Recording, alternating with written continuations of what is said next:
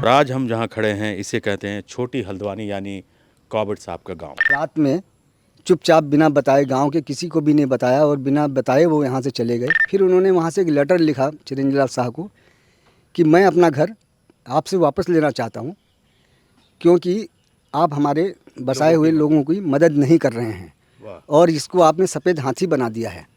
क्या बात। तो इसको अब मैं आ रहा हूँ और ये बंगला मुझे वापस चाहिए। शहर की भाग दौड़ से थक जाए, यहाँ एक बार ज़रूर आए। ये कॉबर्ड साहब का गांव, ये आम जगह नहीं है मेरे हिसाब से, और ना ही हो सकती है। जिम कॉर्बेट का भी ये सपना था कि जो मेरा जो गांव है छोटी हल्द्वानी, यहाँ पे लोग अपना रोजगार भी करें और इसको संरक्षित भी करें। उनकी यादें इस गांव में पूरी तरह से जीवित पूरी तरीके से जीवित हैं। कॉबर्ड साहब भले हमारे बीच नहीं, लेकिन उनकी यादें, उनकी चीज़ें हमारे बीच मौजूद हैं। बिल्कुल मौजूद हैं सर। हम उन्हें हर साल याद करते हैं।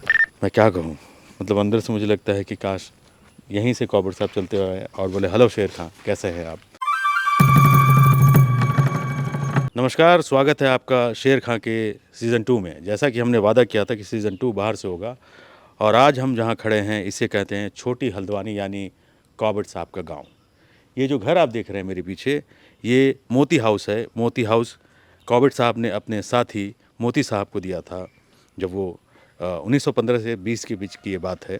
कॉबर्ड अपनी बुक माई इंडिया में लिखते हैं कि मोती उनके बहुत साहसी साथी थे, और जब भी वो किसी मैन ईटर का शिकार करने जाते थे मोती उनके साथ होते थे।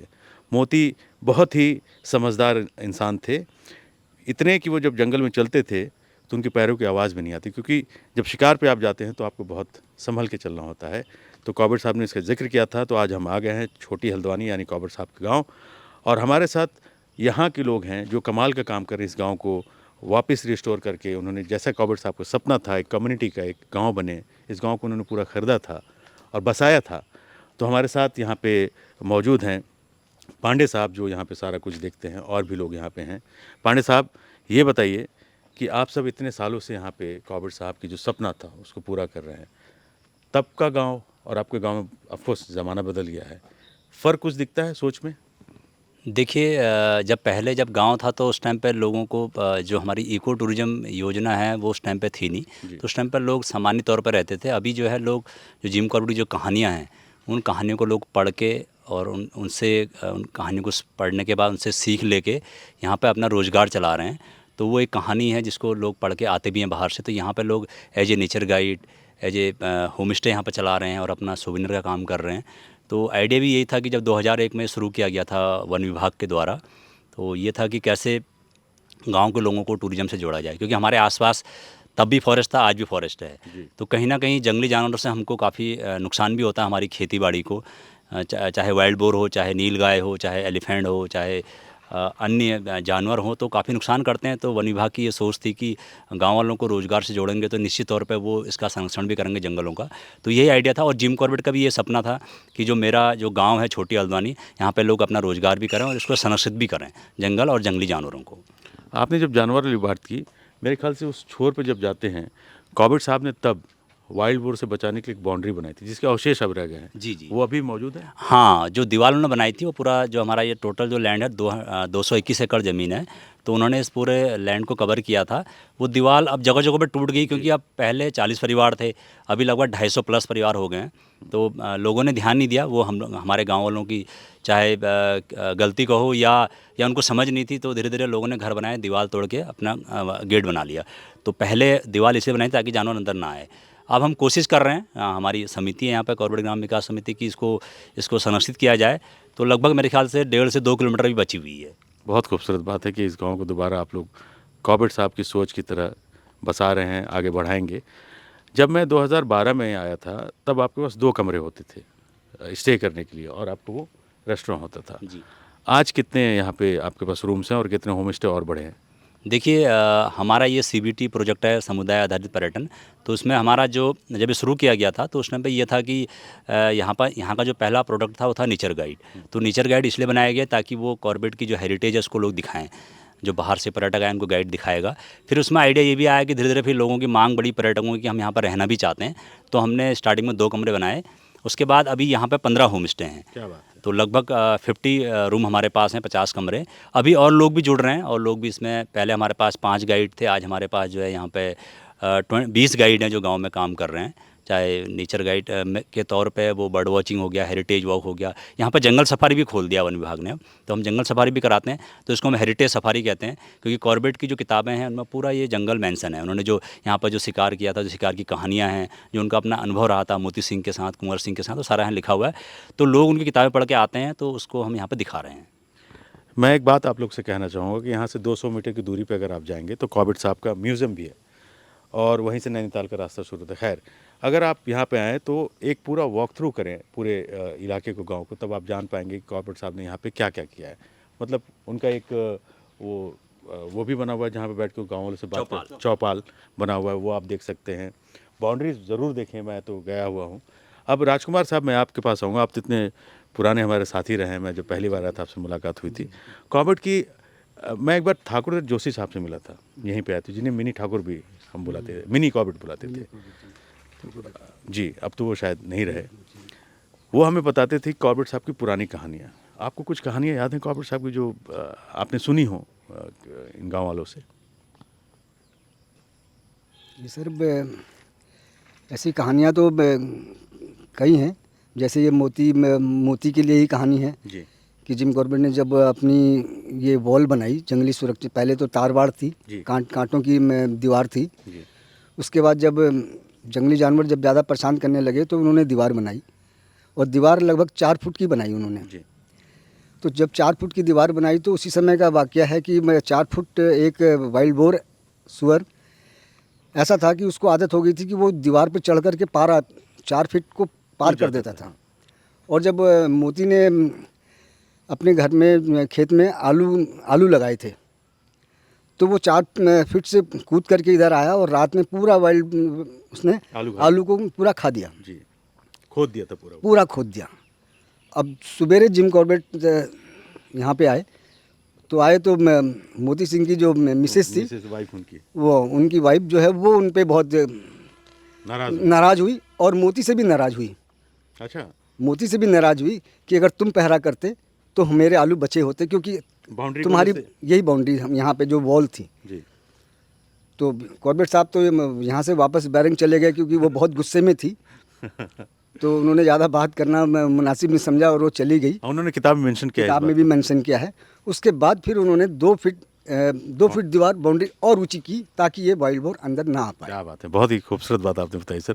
आप साहब यहाँ पे बच्चों को पढ़ाते हैं, साथ में कॉर्बेट साहब के जो बुक्स हैं उन पे जो कहानियाँ हैं उसको लेके बच्चों के साथ आप प्ले भी करते हैं। सर, कमाल का काम आप कर रहे हैं और बच्चों में कॉर्बेट साहब की यादों को सजोए रखना एक बड़ी बात है। तो किस तरीके से आप बच्चों को ट्रेन करते हैं, उनको पहले तो कन्विंस कैसे करते हैं आज के बच्चों को? सर वैसे तो हम लोग अपनी कम्युनिटी से ही जितने सारे हमारे बड़े भाई लोग हैं हम लोग सब मिलके ही करते हैं। लास्ट ईयर हम लोग ने एक नाटक किया था जो कि मेरे स्कूल का ही बच्चों ने किया था। तो उसमें हमने एक दुगड्डा का तेंदुआ करके एक कॉर्बेट साहब की जो कहानी उसी को लेके किया था। हाँ जी जी सर। और इस साल जो हमारा जो नाटक था वो था कुंवर सिंह के ऊपर, जो कि जिम कॉर्बेट के उन्होंने अपना गुरु भी माना उन्हें और काफ़ी अच्छे उनके मित्र थे वो। तो उसी को लेके हमने प्ले किया था जिसमें हमने नशे के खिलाफ मतलब युवा पीढ़ी को एक संदेश दिया था कि आप नशे के खिलाफ रहिए और अपनी विरासत और संस्कृति से भी जुड़े रहने का उसमें पूरा हमारा एक संदेश था। क्या बात है। कितने बच्चे प्ले में होते हैं? सर 15 to 20 के अराउंड हम लोग प्ले करते हैं। और कितना वक्त लगता है इस प्ले को तैयार करने में? सर 25 दिन की रिहर्सल रहती है, हर दिन 3 घंटा हम लोग रिहर्सल करते हैं। बहुत ही खूब। बच्चों को यही सिखाते रहें, कॉर्बेट साहब की याद जो है बची रहे। आप सब हमारे साथ हैं। अगर आप छोटी हल्द्वानी यानी कॉर्बेट साहब के गांव आए तो आपसे ज़रूर मिले, क्योंकि ये एक एक कोना कोना आपको बताते हैं कि कॉर्बेट साहब ने यहाँ पे क्या क्या किया, क्या क्या चीज़ है जो आप देख सकते हैं। सर बताएंगे पूरा एक डिटेल में क्या क्या यहाँ पे है? यहाँ पर मेनली जो लोग आते हैं यहाँ पर जिम कॉर्बेट साहब का घर देखने आते हैं, म्यूजियम, और यहाँ पर मोती सिंह का घर देखने आते हैं। इसके अलावा वॉल है और गांव बहुत सुंदर है। तो यहाँ पर मैं भी इससे पहले बाहरी काम करता था। तो रिसेंटली जब हमारा जब समिति बनी तो समिति के साथ जुड़ करके मैंने होम स्टे का काम शुरू किया। यहाँ होम स्टे बनाया तो अच्छा रिस्पांस मिला। उसके बाद यहाँ पर हमारा फॉरेस्ट डिपार्टमेंट ने यहाँ पे एक कॉर्बेट हेरिटेज जंगल सफारी गेट खुलाया। तो वहाँ पर एज ए नेचुरिस्ट मैं काम करता हूँ और लोगों को जो है बर्डिंग के बारे में और यहाँ के लोकल जंगल के बारे में इंफॉर्मेशन देता हूँ और लोगों को घुमाते हैं हम यहाँ पर गाँव में। और ये सब चीज़ें हम जो है जितने भी टूरिस्ट आते हैं उनको यहाँ प्रोवाइड करते हैं और अच्छा स्टे देते हैं, लोकल फूड देते हैं यहाँ पर। ये सब चीज़ें यहाँ पर करवाते हैं।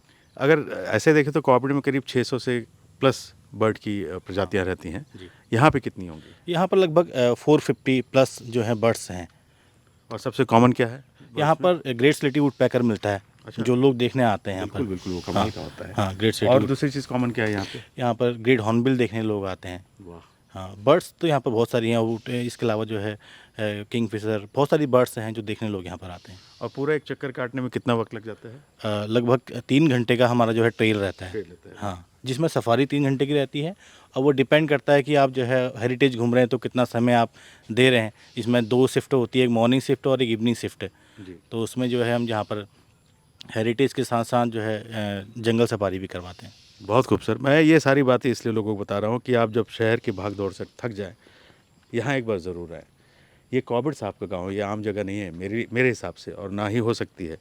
यहाँ जिम कॉर्बेट नेशनल पार्क, बहुत सारे ऐसे लोग होते हैं जो सोचते हैं एक जगह का नाम है। मैं बता दूं, जिम कॉर्बेट साहब अपने आप में एक बहुत महान इंसान थे जो इस गांव को उन्होंने बसाया। तो कभी वक्त मिले शहर की भागदौड़ से तो यहाँ पे अपने बच्चों के साथ आएँ, और आपको बहुत कुछ देखने और सीखने को मिलता है। यहाँ की कल्चर, यहाँ की सभ्यता, बहुत कुछ देखने को मिलता है। अब हमारे साथ एक और साथी हमारे जुड़े हुए हैं। सर, थोड़ा और बताइए कि जो आप पूरा सांस्कृतिक एक लेके चल रहे हैं, क्या क्या आपके पास होता है लोगों को दिखाने बताने के लिए? सर, हमारा जो लोकल यहाँ का जो कल्चर है, वो उसमें हम लोग मेनली जो यहाँ पर पर्यटक आते हैं देश विदेश से, हम उनको जो है यहाँ का एक अपना नृत्य दिखाते हैं जिसका नाम कहते हैं झोड़ा। झोड़ा? हाँ, वो जो महिलाएं होती हैं वो इसको करती हैं।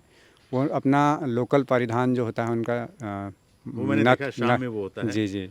तो शाम में वैसे उसका ट्रेंड ये है कि जब भी हमारे यहाँ शुभ कार्य होते हैं, जैसे शादी ब्याह होते हैं, तो उसमें जो है वो महिलाएं ही जो उस गाने को गाती हैं। तो हमारा फोक डांस भी उसे कहते हैं। तो उसमें जो है लोग औरतें घूमती हैं और अपना गाना गाती हैं। तो वो हम लोग जो है पर्यटकों को भी देते हैं यहाँ पर, अपनी संस्कृति के बारे में उनको बताते हैं। तो ये हमारा एक वाद्य यंत्र होता है हुड़का जी। तो वो हुड़का उसमें भी बजता है अपने झोड़ा में। और जो हमारे यहाँ एक जागर आप सुने होंगे, जागर होती है, जिसमें हम लोग के, क्योंकि हमारा देवभूमि है, देवभूमि होने के साथ साथ यहाँ पर जो है जागर हम लोग लगाते हैं। चाहे हमारा खुशी का माहौल हो या फिर कभी दुख, अपने पूर्वजों को बुलाते हैं। चाहे दुख का माहौल, जब दुखी हो रहे होते तब भी जागर लगाते हैं, जब खुश हो रहे होते हैं खुशी का भी जागर लगती है। अपने पूर्वजों को बुलाते हैं और आइए और हमें देखिए। ये मैंने देखा हुआ है 1-2 जगह। जी जी जी। तो वो भी हम लोग पर्यटकों को दिखाते हैं। अभी हमने जब जिम कॉर्बेट का 150वां वर्ष हमने जन्मदिन मनाया था, तो उसमें जो है जब कुंवर सिंह नाटक हम करते हैं, तो उसमें जो है कुंवर सिंह जब बीमार हो जाते हैं तब भी हमने जागर लगाई थी। तो वो जागर भी देखने लायक थी। तो बहुत खूब जी। सर, एक चीज़ बताइए, कॉर्बेट साहब जब गए यहाँ से तो बहुत कुछ अपना सामान दे के ही गए थे। जैसे किमुखी देवी होती, जिनको उन्होंने अपनी बंदूक दी थी, वो अब शायद सरकार ने वापस ले ली, क्योंकि उनके बेटे अब देवी नहीं रहे, किमुखी देवी, उनके बेटे के पास लाइसेंस नहीं था। इसके अलावा उन्होंने क्या क्या यहाँ पे दिया हुआ है?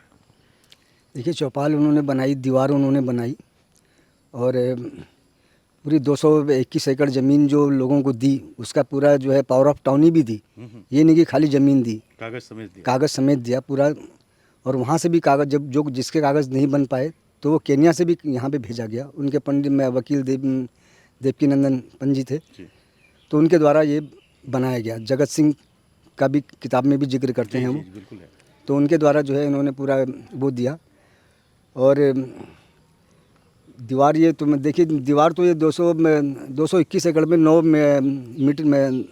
किलोमीटर के लगभग की वो दीवार होगी पूरे चारों तरफ से अराउंड जो किया है। ऐसा भी था कि जब वो केन्या चले गए थे उसके बावजूद भी लोगों को आर्थिक तौर पे वो मदद करते रहते थे।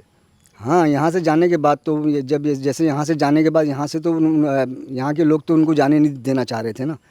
जी तो बिल्कुल। रात में चुपचाप बिना बताए, गांव के किसी को भी नहीं बताया, और बिना बताए वो यहाँ से चले गए। लखनऊ से उन्होंने, हाँ, लखनऊ से उन्होंने वो पकड़ी, और जब वहाँ पहुँच गए तब उन्होंने बताया कि मैं वहाँ पहुँच गया हूँ। सिर्फ राम सिंह उनको छोड़ जी जी हाँ जी जी सर, उनके साथी राम सिंह जी। तो तभी उन्होंने बताया कि मैं यहाँ पे पहुँच गया हूँ। तो गांव वाले काफ़ी जो है चिंतित रहे कि अब हमारा क्या होगा। उसके बाद भी जब उन्होंने लगातार जो है वहाँ से पैसे भी भेजे, बाकायदा पैसे भेजते भी थे और पूछते भी थे कि पैसा मिल गया है या नहीं, मिल गया है तो साइन करके भेजो। अच्छा। फिर यहाँ से जिसको पैसा मिला वो कहेगा कि मुझे पैसा मिला है, फिर वो वकील के द्वारा वो वहाँ टेलीग्राम के द्वारा वहाँ सूचना उनको दी जाती थी। तो इस प्रकार मंदिरों को, मस्जिदों को, जो भी गरीब तबके के लोग थे उनको वो वहाँ से 200 रुपये, 500 रुपये, 100 रुपये इस प्रकार से वो भेजते थे। उनकी बहन मैगी भी उनके साथ यहाँ पे रहती थी। जी, उनकी बहन मैगी ही रहती थी यहाँ पे, और जो बंगला आप देखेंगे वो बहन मैगी का ही है। और जिम साहब तो हमेशा बाहर टेंट में ही रहते थे। अच्छा, वो टेंट में रहते वो थे। टेंट में रहते थे क्योंकि जंगली जानवरों का जो उनको अनुभव था, पक्षियों का जो उनको अनुभव था कि सवेरे मॉर्निंग में सबसे पहला पक्षी कौन ज़मीन पे आता है, ये भी उन्होंने बताया। क्या बात है। हाँ ना, तो इतना गहरा अनुभव था उनको। बहुत मुझे लगता है कि वो उन्हें जाना नहीं चाहिए था। अगर वो रहते हिंदुस्तान में तो प्यार उनका वैसे ही बना रहता। हाँ, प्यार तो उनका वैसे बने रहता, लेकिन किस कारण बस गए ये तो मैं नहीं कह सकता हूँ। लेकिन वो यहाँ से बिना बताए चले गए कि इसका लोगों को बड़ा दुख था। और फिर उसके बाद भी जो है, जो गांव के लोगों को हमेशा वो वहाँ से पूछते रहे कि ये क्या हुआ। अब जैसे कि ये बंगला जो है, जो था उनका, जब बंगला जो उन्होंने चिरंजीवी लाल शाह को जब बेचा तो 20,000 रुपये में जब बंगला उन्होंने उनको 5,000 रुपये में बेचा, चिरंजीवी लाल शाह जी को। तो जब 5,000 रुपये में बंगला बेचा तो उन्होंने शर्त भी यही रखी कि जो मेरे बसाए हुए लोग हैं उनकी आप देखभाल करेंगे। अच्छा, ये वादा लिया कि ये आप वादा परेशान लिया। नहीं करेंगे और देखभाल करेंगे। आप उनकी देखभाल करेंगे, उनकी आप मदद करेंगे। इसलिए मैं पैसे भी कम ले रहा हूँ। हाँ, 5,000 रुपये में उनको पूरा इनको बंगला दिया। उसके बाद उन्होंने देखभाली नहीं की। अच्छा, उन्होंने धोखा दिया। हाँ, देखभाली नहीं की तो उनके अब जो खबर न देता था उनको, जी। तो उनने खबर पहुंचाई कि साहब ये हमें जो है कोई मदद नहीं पहुंच रही है यहाँ से। फिर उन्होंने वहाँ से एक लेटर लिखा चिरंजीवी लाल शाह को कि मैं अपना घर आपसे वापस लेना चाहता हूँ क्योंकि आप हमारे बसाए हुए लोगों की मदद नहीं कर रहे हैं वाह, और इसको आपने सफ़ेद हाथी बना दिया है। क्या बात। तो इसको आप मैं आ रहा हूँ और ये बंगला मुझे वापस चाहिए। उन्होंने हड़काया उनको। हाँ, तो इत्तेफाकन जो है 1955 में वो आ भी रहे थे। भारत सरकार को लेटर भी उनका मिला, पूरी बॉम्बे से लेकर यहाँ तक पूरी गेट भी बनाए जा रहे थे स्वागत में। लेकिन इत्तेफाकन उनका स्वास्थ्य खराब हुआ और 19 अप्रैल 1955 को वो इस जहाँ को छोड़ गए। ये दुनिया जानती है जी। ये उनकी आखिरी ख्वाहिश रहेगी कि वापस आकर के अपने इस गांव को देख पाते। यहाँ अभी कोई ऐसा बचा है जो उनको पर्सनली जानता हो? जैसे 2-3 लोग जानते थे, मैं शायद अब नहीं रहे वो लोग। अब तो नहीं रहे, अब तो पुराने लोग हैं जो लोग जिन लोगों ने देखा है, लेकिन नई पीढ़ियों तो नहीं देखा है, खाली कहानियाँ सुन रहे हैं। लेकिन चलिए, नई पीढ़ी के साथ अच्छी बात है कि उस कहानियों को सजो के रख रहे हैं अपने सजो पास। के रख रहे हैं। आज भी कॉर्बेट साहब को यहाँ पे याद किया जाता है। इसके अलावा पांडे जी, यहाँ पे और क्या क्या चीज़ें, अगर कोई यहाँ आता है तो अगल बगल में और ऐसा क्या है जो लोगों को पसंद आएगा या जिसको आप लोग और रिस्टोर कर रहे हैं? देखिए, यहाँ पे तो पूरी कहानी है। यहाँ का जो कालाडूंगा जो फॉरेस्ट है, इसके अलावा गड़प्पू एक जगह है, तो गड़प्पू का जो फॉरेस्ट है उसके बारे में कहानी लिखी है उन्होंने। सुल्ताना डाकू वाली। सुल्ताना डाकू वाली कहानी लिखी है, जहाँ सुल्ताना डाकू रहता था और उसके बारे में लिखा हुआ। और वो कहते हैं सुल्ताना डाकू बहुत अच्छा इंसान था। वो मतलब जैसे इधर डकैती करते थे तो उसको भारत का रॉबिन हुड उन्होंने कहा। तो एक बार कहते हैं मेरी मुलाकात हुई थी उनसे हरिद्वार के जंगल में, जब ब्रिटिश गवर्नमेंट ने कहा कि इनको पकड़ना है। फ्रेडी के साथ। हाँ, फ्रेडी के साथ गए थे, तो उन्होंने जो है मुलाकात हुई तो उनको लगा कि ये तो बहुत अच्छा इंसान है। तब उन्होंने उसको भारत का रॉबिन हुड कहा और काफ़ी अच्छा मानते थे उसको। और इसके अलावा गड़प्पू में एक हर सिंह की कहानी भी है, हर सिंह और कुंवर सिंह की। जब टाइगर ने जो है हर सिंह का पेट पूरा फाड़ दिया था, तो उसमें वो लिखते हैं कि हर सिंह को पेड़ में चढ़ना नहीं आता था और कुंवर सिंह को आता था। तो कुंवर सिंह तो पेड़ में चढ़ गए, लेकिन हर सिंह बेचारे नीचे रह गए, तो टाइगर ने उनका पेट पूरा फाड़ दिया था। तो ये कहानी भी उन्होंने लिखी है। तो हम वहाँ पे लोगों को ले जाते हैं। तो आपके बाहर से पर्यटक आते हैं, गड़प्पू का जंगल दिखाने को बोलते तो हम ले जाते हैं, तो गाइडेड वॉक के माध्यम से हम कराते हैं। इसके अलावा यहाँ पे फाउंड्री है, आयरन फाउंड्री, जो ब्रिटिश टाइम का बना हुआ है, वो हम दिखाते हैं। और बॉर कैनाल है, जो जिम कॉर्बेट का अपना जंगल स्टूडियो हुआ करता था। वो कैनाल इसलिए बना था कि लोहे को ठंडा कर। हाँ, कैनाल बनाने का मैंने ऑब्जेक्टिव ये था कि वो लोहा जो यहाँ बनता था, अब लोहे को पकड़ेंगे कैसे। तब उनके पास आइडिया आया कि हमें यहाँ पे एक बौर नदी है, बौर नदी से बौर कैनाल बनाया उन्होंने। तो वही हमारा एक हेरिटेज साइट है, तो लोग उसको भी देखते हैं। एक तो वो ब्रिटिश टाइम का बना, दूसरा कॉर्बेट की कहानियाँ जुड़ी हुई हैं उससे। तो वहाँ पे जब आप जाएंगे तो आपको वहाँ पे जो है बर्ड्स मिल जाएंगी, spotted deer, sambar deer, barking deer, कई बार जो है एलिफेंट भी दिख जाता है और टाइगर और लेपर्ड भी वहाँ दिख जाता है। लेकिन नुकसान हम कभी नहीं। हाँ, ऐसा यहाँ पे कालाडूंगी में कोई ऐसा पहले भी नहीं था, आज भी नहीं है। छुटपुट घटनाएं छोड़ के कभी कभी हो जाती हैं, लेकिन सामान्य तौर पे यहाँ पे जो है वाइल्ड लाइफ के लिए भरपूर भोजन है, तो कोई दिक्कत वाली बात नहीं है। कॉर्बेट फॉल भी तो बगल में ही है। हाँ, कॉर्बेट फॉल यहाँ पे नया गांव है, नया गांव में वाटरफॉल है, जो स्प्रिंग वाटर है, उसको भी लोग देखने जाते हैं। वाटरफॉल, आयरन फाउंड्री, बौर कैनाल और छोटी हल्द्वानी गाँव तो है ही है, ये सारा हम विजिट कराते हैं। एक उसी कॉर्बेट फॉल में शायद सबसे बड़ा किंग कोबरा मरा हुआ पाया गया था, ये भी बात सच है? किंग कोबरा जो मिला था लदवा गाड़ एक वाटरफॉल है यहाँ पे, लदवा गाड़ में मिला था। ये पूरा जो बाहर का जो जंगल है ये रामनगर फॉरेस्ट डिवीजन है।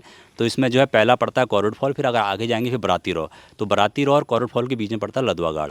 वहाँ पे सबसे लंबा किंग कोबरा मिला था। आज भी वहाँ पे जो है अगर आप जाएंगे तो अच्छे वहाँ पे सांप पाए जाते हैं।